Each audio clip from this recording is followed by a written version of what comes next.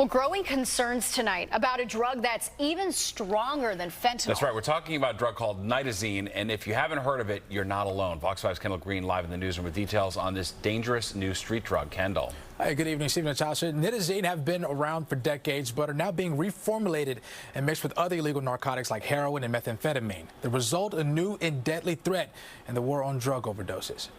Fentanyl is 50 times more powerful than heroin, 100 times more powerful than morphine, and nitazene is more powerful than fentanyl, up to anywhere between 5 and 10 times more powerful. 5 to 10 times more powerful than fentanyl, which Mayor Adams put into context last fall. That little piece, that little corn, about the less than the size of a fingernail, can kill an adult. DEA New York Division has seen a number of examples, investigations that involve nitazene and overdoses and poisonings, less than 5 in the last 2 years. Frank Tarantino, special agent in charge of the DEA's office, says though it's not as widespread as fentanyl, it's growing on their radar as the NYPD has seized more of the synthetic opioid in recent months. Forbes reported nationally nitazene's prevalence picking up in other states like Ohio, which saw a nearly 20% jump in 2022.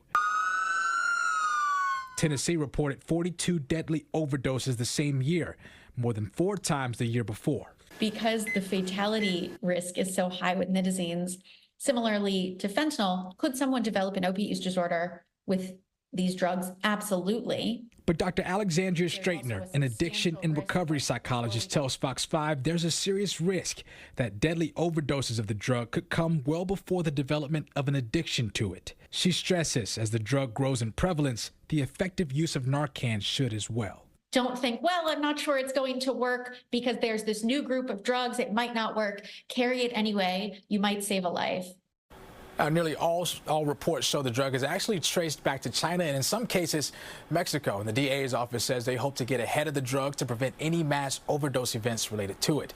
Interesting to note, this comes as drug overdoses are down. Steve and Natasha? Yeah, so bad. Yeah, I know. Absolutely. This never stops, it seems. All right, thanks, Kendall.